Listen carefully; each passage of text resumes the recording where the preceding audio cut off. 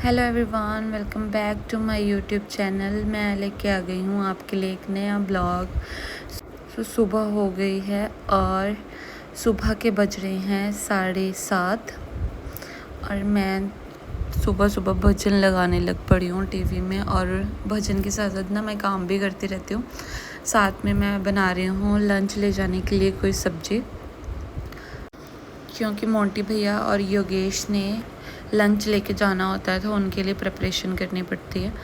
और ये दादी भी उठ गए हैं और दादी अब नहाने के लिए तैयार होने लगे हैं, फिर उन्होंने करनी है जोत।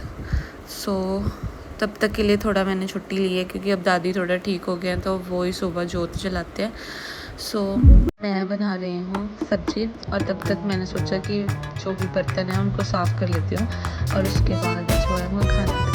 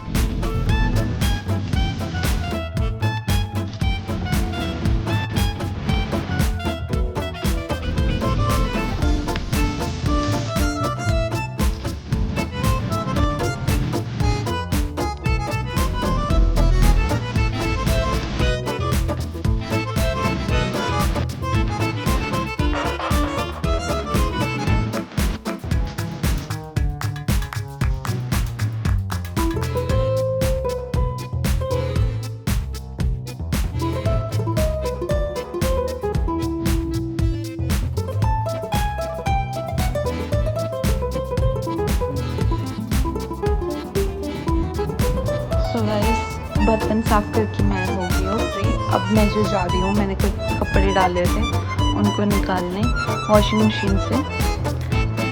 मैं ना पता क्या करती हूँ कि जब सुबह टाइम होता है ना खाना बनाने का, साथ में मैं मशीन भी लगा लेती हूँ। एक तरफ मैं खाना बना लेती हूँ, दूसरी तरफ मेरे कपड़े भी धुल जाते हैं, क्योंकि दोपहर के टाइम तो फिर बहुत ज़्यादा गर्मी हो जाती है। फिर इसके बाद मैंने खाना भी बना दिया सबके लिए। और देखिए मेरा हाल, इतनी ज़्यादा गर्मी हो रखी है ना जलंधर में। मतलब सुबह सुबह ना उठ के ये बड़ा स्यापा होता है यार कि क्या बनाएं अब लंच में, क्योंकि एक तो ना मोंटी भैया और योगेश सब्जियां खाना पसंद ही नहीं करते, कोई गिनी चुनी सब्जियां जो वो खाते हैं। इसके बाद मैं जो हो गई हूँ वो रेडी। आज मैं और दीदी जा रहे हैं सैलून, क्योंकि मेरे बाल जो है बहुत ज़्यादा डल हो गए हैं। डल हो के गए हैं, मतलब डल ही हैं, बट उसकी ना थोड़ा ट्रीटमेंट लेने के लिए मैंने सोच रही थी कि मैं स्पा करा लूँ, क्योंकि थोड़ा हेयर फॉल भी हो रहा था। उसके लिए मैं हो रही हूँ रेडी और दूसरे कमरे में दीदी रेडी हो रहे हैं। फिर इसके बाद इतनी गर्मी है ना बाहर, अगर बिना सनस्क्रीन के बंदा निकले ना तो शाम को ना वो पहचाना भी नहीं जाता है, मतलब इतनी टैनिंग वगैरह हो जाती है। तो सनस्क्रीन तो मस्ट है, ये तो लगानी पड़ती है। उसके बाद अब मैं बाल सुखा के कंघी कर लेती हूँ थोड़ी बहुत, क्योंकि वहाँ पे उन्होंने फिर से अभी तो मैं थोड़ा थोड़ा ही ऐसे कंघी कर रही हूँ, क्योंकि यार गीले बालों में कंघी करो ना फिर और बाल ना और ज़्यादा टूटते हैं। सो गाइज़ फाइनली मैं हो गई हूँ रेडी और दीदी भी शायद रेडी हो गए होंगे। बाल जब तक मैंने जाना है तब तक सूख जाएंगे। मैं इनका कुछ भी नहीं करने वाली हूँ, जो भी करेंगे अब पार्लर वाली खुद ही देखें, ठीक है। मैं आपको अब अपनी लुक दिखाती हूँ। ये रही मेरी आज की लुक। जो मैंने सिंपल से कपड़े पहने हैं, क्योंकि बाहर बहुत ज़्यादा गर्मी है यार, नहीं पहने जाते हैं ज़्यादा चमक धमक और ऐसे सूट वूट नहीं पहने जाते हैं। तो मैंने, क्योंकि बाहर इतनी गर्मी है और इन कपड़ों में थोड़ा सही लगता है, मतलब कंफर्टेबल लगता है। चलो देखते हैं अब दीदी रेडी हुए हैं कि नहीं हुए हैं। गाइस दीदी भी रेडी हो गए थे और अब हम निकलने वाले हैं। हमारी कैब आ गई है और फिर इसके बाद जैसे हम बाहर आए ना, अभी तो इवन ना मॉर्निंग का टाइम था, फिर भी इतनी धूप निकल चुकी थी। हम सोच रहे थे अगर दोपहर को जाते तो क्या हाल होता हमारा। भैया ने एसी लगाया भी हुआ था गाड़ी में, बट फिर भी दीदी कहते कि पता नहीं आजकल के एसी काम ही नहीं करते हैं, इतनी गर्मी पड़ रही है, बंदा करे भी क्या, है ना। फिर उसके बाद हम जो अपनी लोकेशन पे पहुंच के, फिर आगे आप खुद ही देखो इन्होंने मेरे बालों के साथ क्या करा।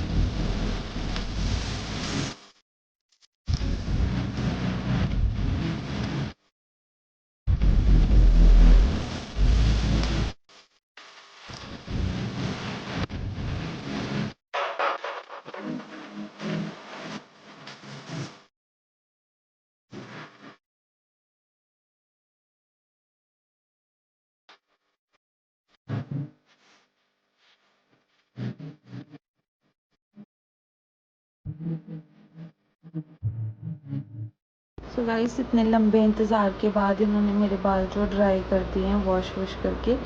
सो ये रही मेरे बालों की लुक, देख लो। मतलब ना कुछ ज़्यादा वो तो नहीं लग रहा था, बट ना थोड़े हेल्दी लग रहे थे बाल, है ना, देखने में थोड़े शाइनी लग रहे थे। फिर उसके बाद जाते जाते ना हमें बहुत ज़्यादा प्यास लग पड़ी थी, तो हमने सोचा कुछ बाहर का कुछ जंक फूड खाने से अच्छा है कि हम लोग जो है वो फ्रूट जूस पी लें, और तब तक हम अपनी कैब का भी वेट कर लेंगे। और मैं और दीदी इतना धूप में बेहाल हुए पड़े थे। जितनी देर में कैब आएगी हमारी ना, तब तक हम जूस भी पी बैठेंगे। सो जब जैसे हमने जूस का गिलास भैया को पकड़ाया, वैसे मेरी कैब भी आ गई। फिर भैया ने हमें 5 या 10 मिनट में हमने घर पहुंचा दिया। और बाहर इतनी ज़्यादा गर्मी थी, अब मैं सोच रही हूँ कि मैं शावर ले लूँ। सो गाइस मिलती हूँ आपसे थोड़ी देर में शावर लेने के बाद। तब तक कपड़े चेंज एंड नहा भी लिया मैंने, क्योंकि बाहर बहुत ज़्यादा धूप थी, तो मुंह धो के भी कोई फ़ायदा नहीं है, तो मैंने नहा लिया। सोचा कपड़े भी चेंज कर लेती हूँ, उसके बाद ही आपसे बात करूँगी। और साथ में अब मैं देख रही हूँ टीवी पे मैंने लगाया हुआ है शो लाफ्टर शेफ। मुझे ना ये शो बहुत ही अच्छा लगता है। और अभी ना मेरे को जो माली अंकल हैं उनका भी कॉल आया था। वो बोल रहे थे कि हमेशा माली अंकल फ़ोन करते हैं तो कहते हैं घर पे हो।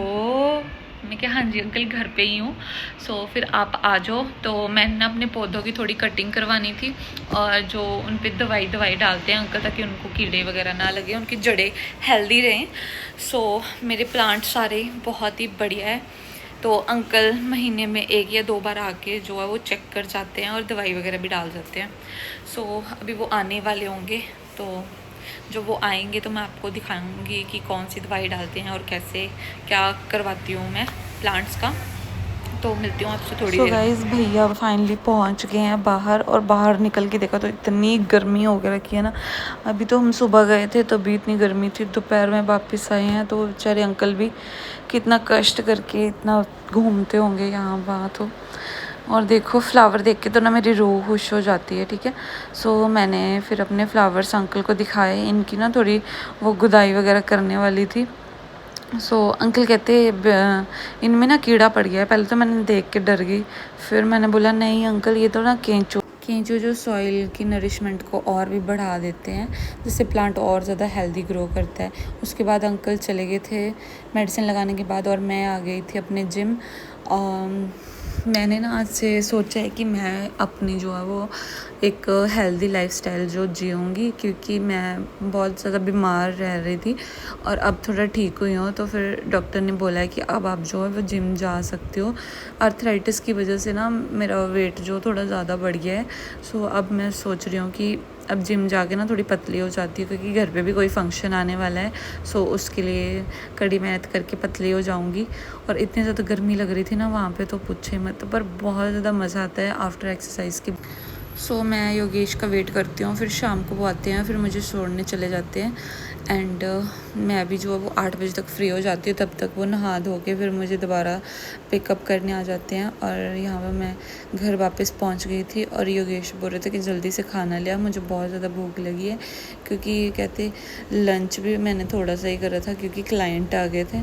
सो अब मेरे लिए फटाफट से खाना ले आओ। मैंने बोला मैं नहा लेती हूँ, फिर उसके बाद जो है मैं आपको खाना ला के दे दूँगी। सो गाइज़ अभी जब मैं नहाने जा रही थी तो दादी भी आ गए, कहते आ गए। तो मैंने बोला हाँ जी दादी आ गए। फिर दादी कहते कि कहीं से ना खाना आया हुआ है लंगर का, तो वो योगेश को ना वही दे दो। फिर मैंने बोला ओके दादी, मैं पहले नहा लेती हूँ, फिर उसके बाद ना उनको खाना दे दूँगी, क्योंकि मैं पसीने से बहुत ज़्यादा भरी हुई हूँ। सो फिर मैं आपको भी खाना बना दूँगी। फिर मैंने दादी के लिए चपातियाँ लगा दी थी, और बाकी सबके लिए तो लंगर की चपाती तो आई थी। एक्चुअल में ना दादी के जो वो दांत नहीं है, तो ना उनसे जो बासी रोटी है वो नहीं खाई जाती है। तो हम हमेशा उनको ना जितनी बार भी खाना देंगे तो ताज़ी रोटी ही बना के देते हैं, ताकि वो अच्छे से खाना खा पाएँ। और ये मेरी गोल गोल रोटी बन के तैयार हो गई है। बेचारे दादी ताज़ी रोटी बनी हो तो पेट भर के खा तो लेते हैं कम से कम। और गाइस यहाँ पे मैंने चपाती को जो है वो तवे पे रखा, और मुझे ऐसा लग रहा है किसी ने मेरे को भी तवे पे रख दिया है। लिटरली मेरा हाल देखो, है ना। मैं अभी जस्ट नहा के आई हूँ और इतना बुरा हाल हो रहा है ना गर्मी से। बट चलो आज ज़्यादा चपातियाँ बनाने को नहीं है, बस दादी को ही बना के देनी है। और एक चपाती में मेरी हालत ख़राब हो गई है बना के, इतनी ज़्यादा गर्मी हो रखी है। मैंने उनको खाने के लिए दिया था मैंगो, क्योंकि ये जो है वो समर सीज़न चल रहा है तो मैंगो खाना तो बनता है। और वैसे भी दादी को मैंगो खाना बहुत पसंद है और उन्होंने योगेश को भी जो है वो मैंगो दिया। और इसी के साथ जो है वो मैं अपना ब्लॉग जो है वो एंड कर रही हूँ। मिलते हैं आपसे नेक्स्ट ब्लॉग में, तब तक के लिए टेक केयर एंड बाय।